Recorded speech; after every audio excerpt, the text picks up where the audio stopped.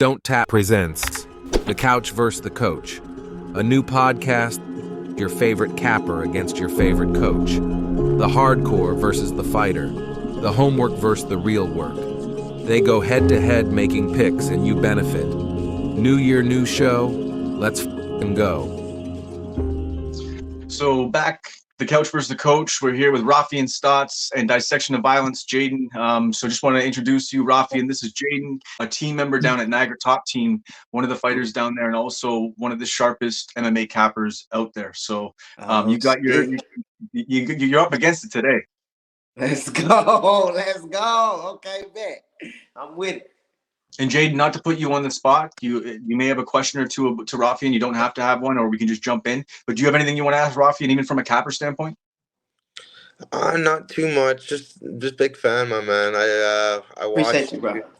I watched you all through Bellator, man, and it's been a rise. Like honestly, like a lot of people didn't see you like becoming the champ the way you did, and it was just cool to be on that side of the fence and to see you like succeed. I was on the side supporting you, of course. Appreciate that, bro. Didn't come out exactly right, but appreciate that. I'm sorry what I'm gonna have to do to you in this little matchup we got Thank going you. on. But I was gonna say, okay, enough niceties. Let's dig in here. Let's dig in. So we do have a PFL tournament, or the PFL regular season that's going on right now. Yeah. And for you, it's even a shot to shoot up a weight class at some names that are maybe out there in the PFL, and just sort of who knows what could happen. You know what I'm saying? I'd jump up to 45, you know. I'm not a small 35er, you know, and I'm never outmatched, I feel like, in that weight class. So yeah, that'd be fun, like a feature too, fight. You know. I'm open for it all, whatever, bro. Sounds good. Okay, so let's take a look at the PFL card. I've gone through a couple podcasts this week. I know you have as well, Jaden, so you're pretty well versed in what's going on. I'm gonna let Rauf take it away with his first pick in play from the PFL card this week, and bring your first pick to the table. All right, my first pick is gonna have to be Brandon Ward. I'm a big fan of Brandon Ward, and he's got 100% finish rate. You know, I just think he always comes to fight, and I can't not back that guy. He's a fun fighter to watch. Brandon Ward sitting roughly at about a minus 135, or sorry, a plus 135 to plus 150. So not a bad dog as far as what you're saying. There's volatility there. And what do you think about that pick, Jaden? See, with Ward, you're gonna get violence. Yeah. But another thing with Ward is he's a bit inconsistent. He's beat very good guys, and I feel like Don Madge, if this was a weight class, like if this was his natural weight class, I'd be more inclined to say this is a match fight.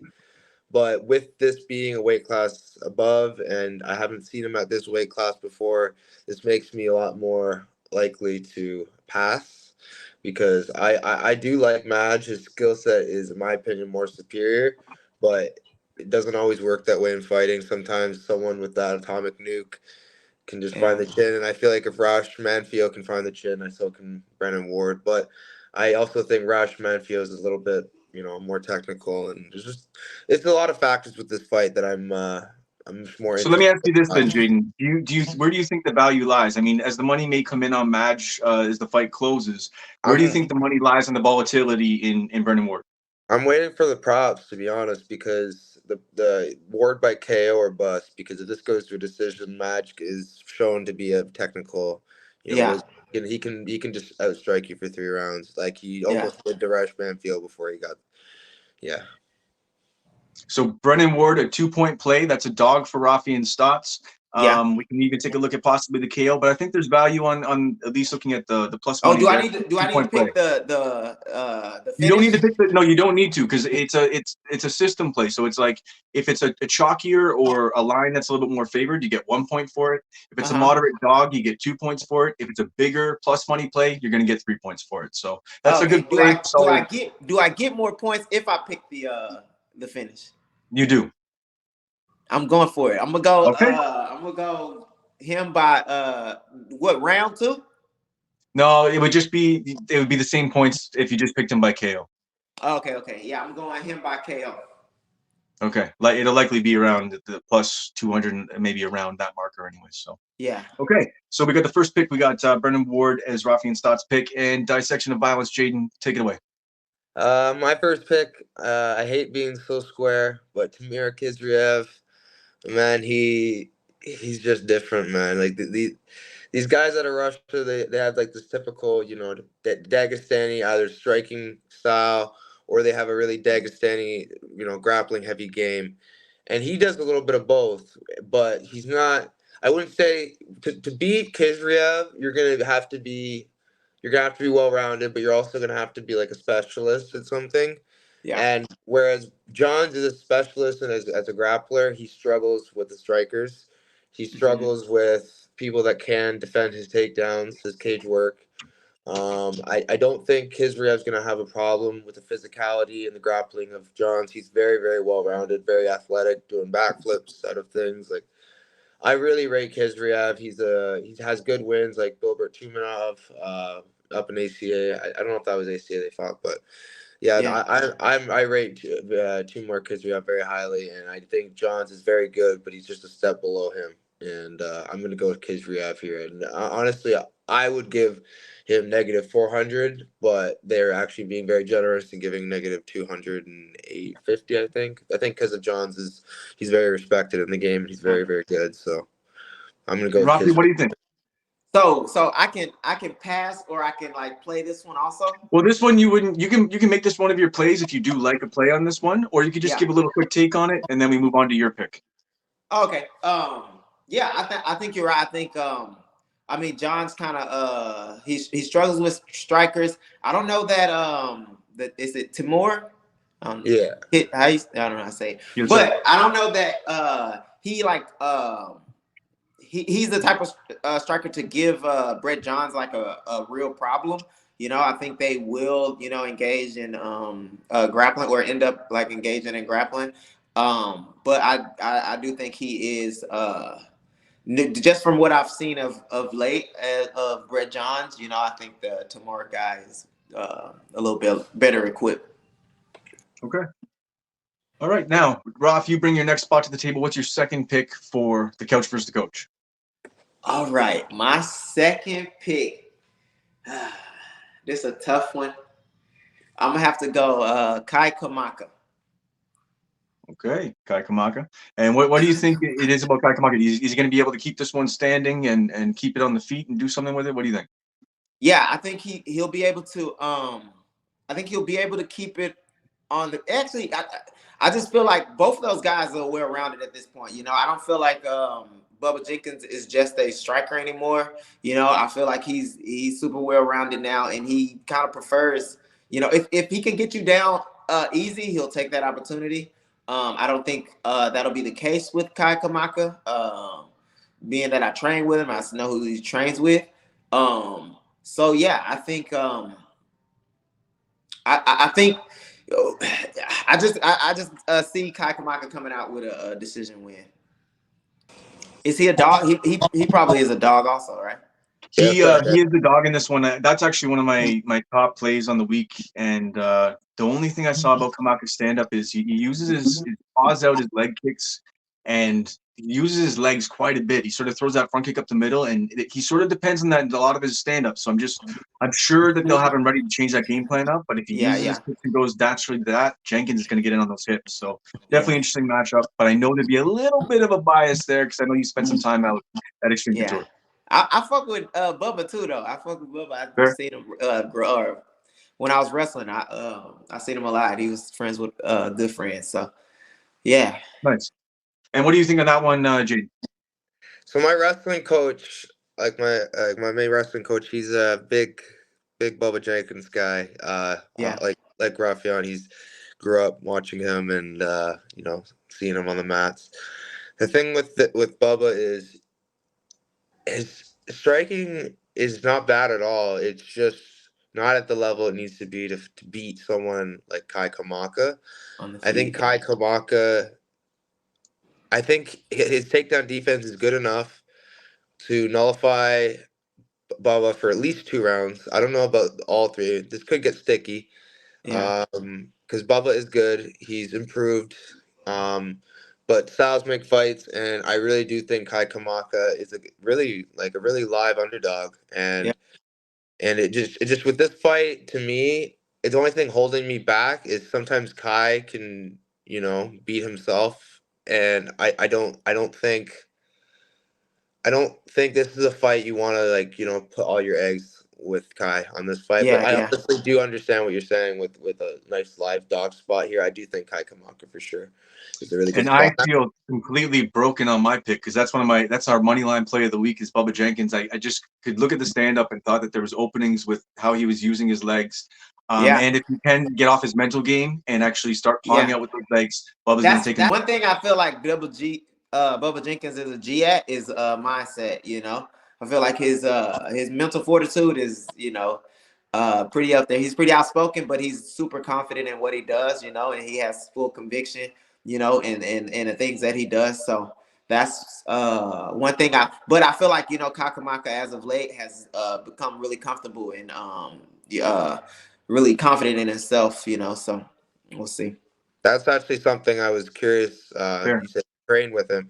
That's actually something I'm curious if he has made those, improvements because, if you just look at Kai Kamaka and you say, okay, well, let's see, and you don't know all these things that and you Yeah. see some of the losses, like for example, Justin Gonzalez Yep. is a loss that you look at and I think, okay, well, Justin Gonzalez isn't even half the wrestler as Bubba Jenkins, Yeah.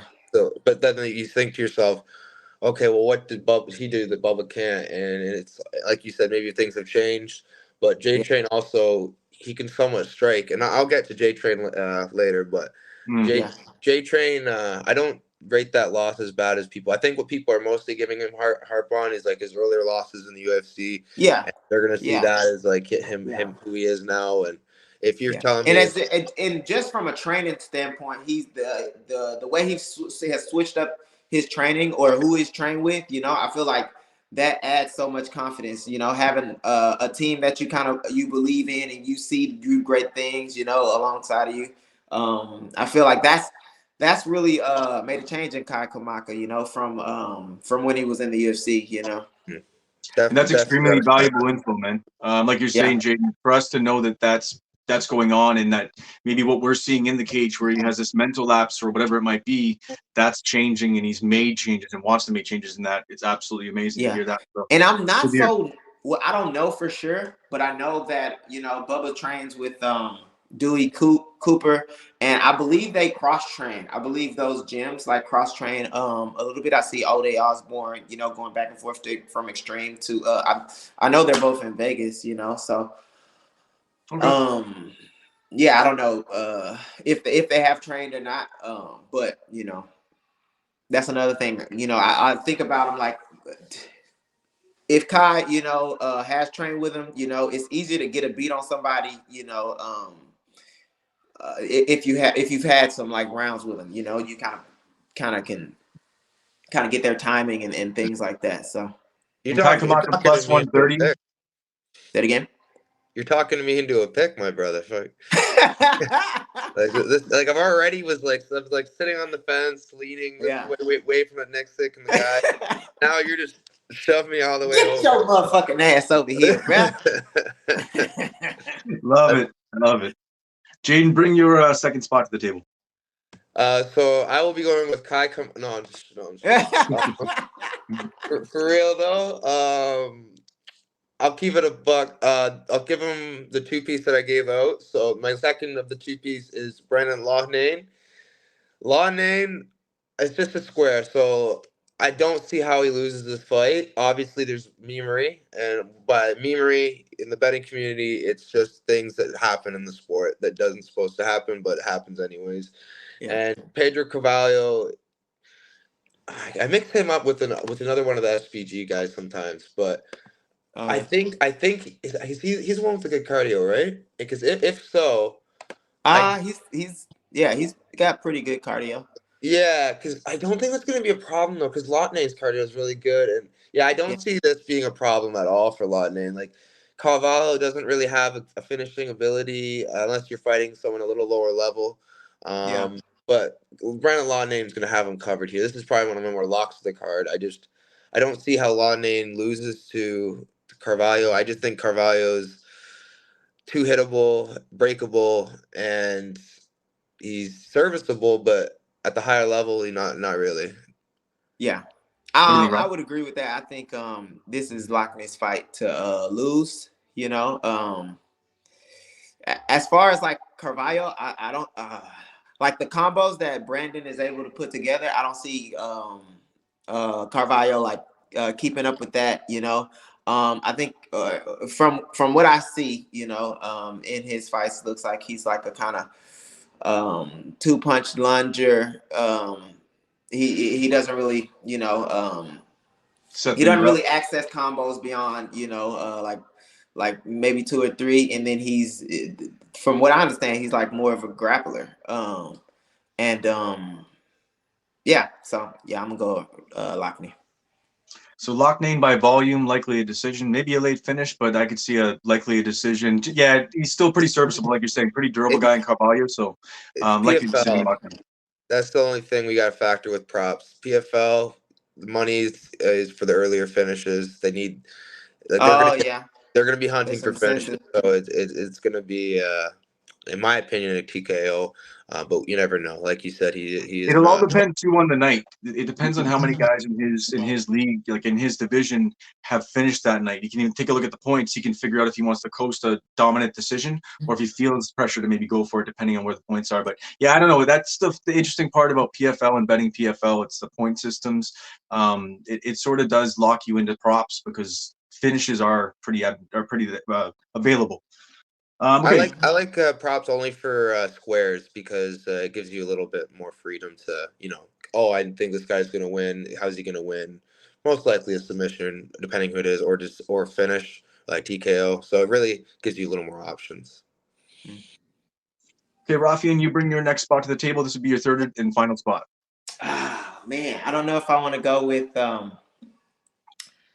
Storley or that Adam Borks and Enrique Barzola. I got Storley, and this purely because he's I'm pretty sure he's gonna get a is a decision win, but he's pretty good at outpositioning people you know, for just enough to win rounds. He's really good at winning, I should say. He's really good at winning and positioning himself to win. So I'm gonna go with Storley. He's pretty tried and true with that. Jaden? So with this fight, honestly, there's a bunch of question marks with his opponent. Musayev has a nice, pretty record, but who has he really fought? Um, Mm-hmm. so it's one of those situations, and you don't want to go, oh, okay, he's just probably a fraud and assume auto pick Storley, which I will give my prediction is Storley.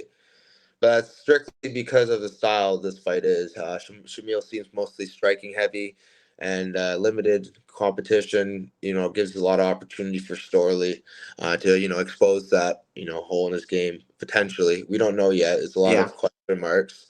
I would lean the Storley side. I think Storley is a little more established and I would trust him more definitely than some unknown Russian who seems to have just a striking game. And looking at guys like Jared Bullich, maybe he's another case of that. So it's like Yeah. with this fight, I don't know. There's a lot of unknowns. I agree with you guys on this one. I think although there is the unknowns, I think Storley gets 3+ takedowns, grinds out a decision. His positioning is just stellar, and it's Yeah. consistent, which is on point. So one of those guys you feel confident and pretty solid 1-point chalk bet, but I think that one lands. So Cool. Jaden, you should come in with your third spot. Okay. So I really, really want to make this spicy and add an underdog, but when you're giving me 3 squares, I gotta take the 3 squared. It's only right. So I'm gonna go with Murad Ramazanov. This man is a grappling heavy. I don't know if he's from Dagestan. He's from Russia. He's fighting Lorano Stopoli. He used to be in the UFC. He struggles with grapplers. He's made a move over to Texera's Fitness over with Alex Pereira. So he has done some work on his career, a little more dangerous on the feet. But that won't really be a problem here with Murad being so much more experienced and I don't know about more experienced, sorry, but more I'd say high level competition, and he's done better against high level competition. Like looking at his record, just off seeing First of all, there's like 3 Magomedovs he's already beat, which is a great sign. Ruzabayev, the guy, who he's on a winning streak in the UFC right now, tall guy in the middleweight division.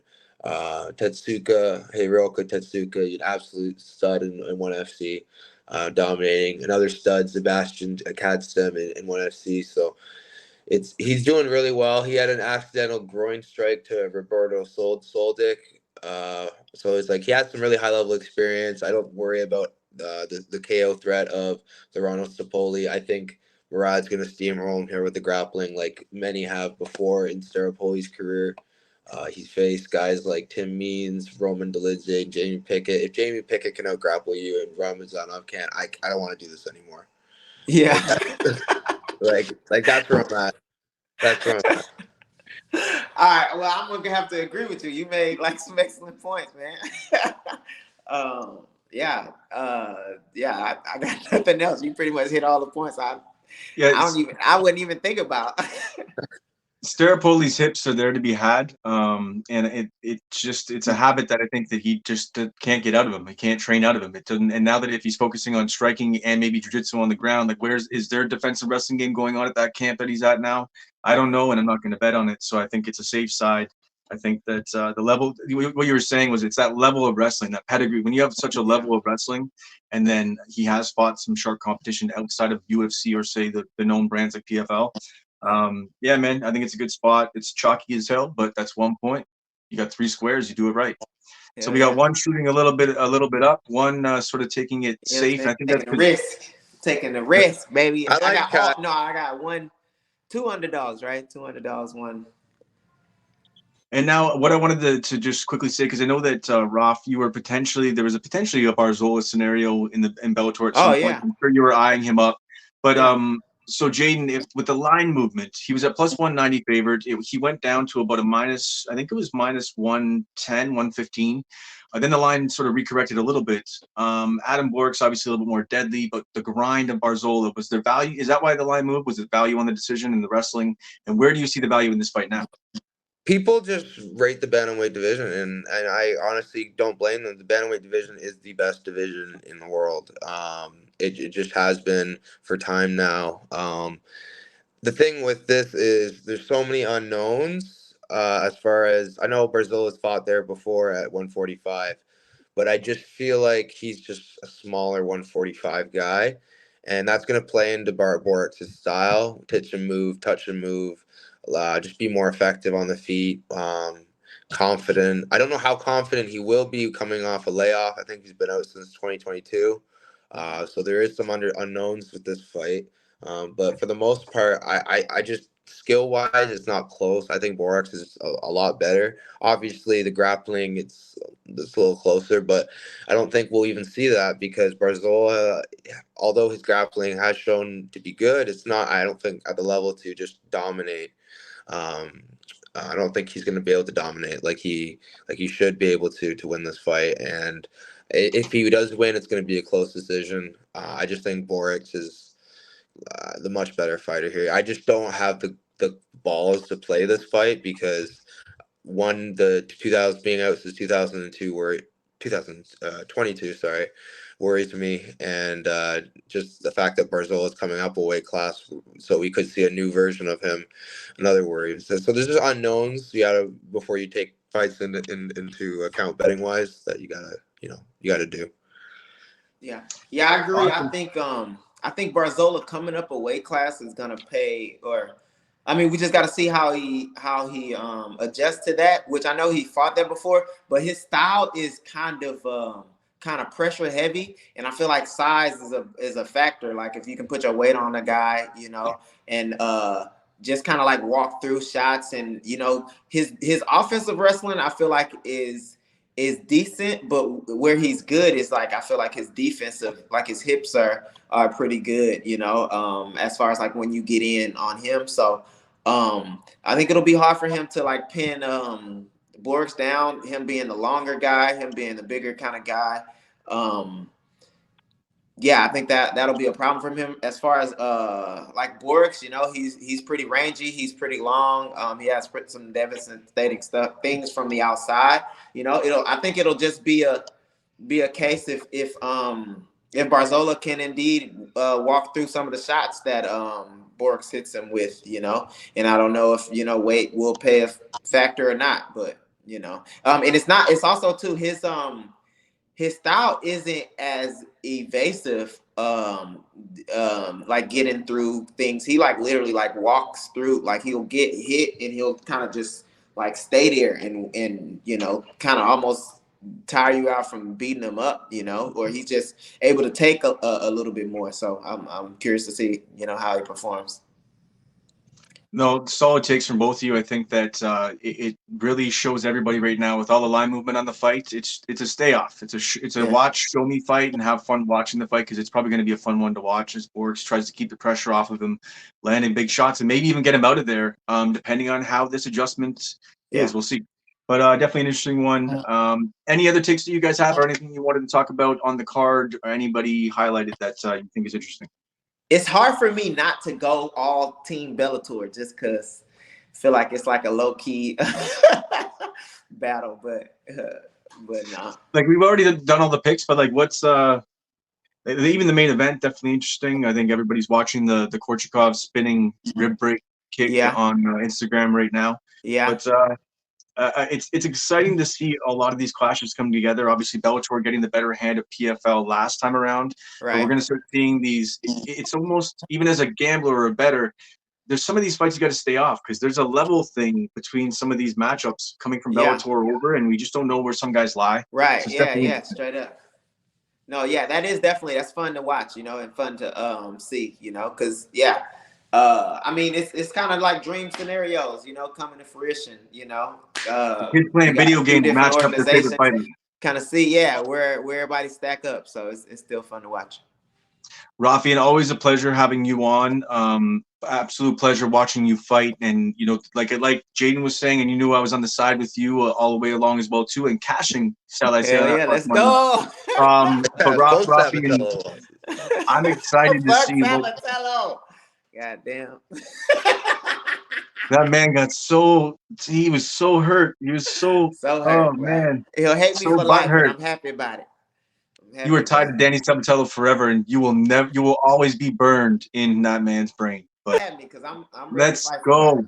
Get Raufeon Stots a fight soon. The happiest guy in the world, but he's gonna get in a fight in the grocery store line soon if you don't get him a fight. Come on, man. I need it. You know what I mean? Let's go. Raufeon Stots, Dissection of Violence, the couch versus the coach. Thank you very much. Tune into the Donttap podcast.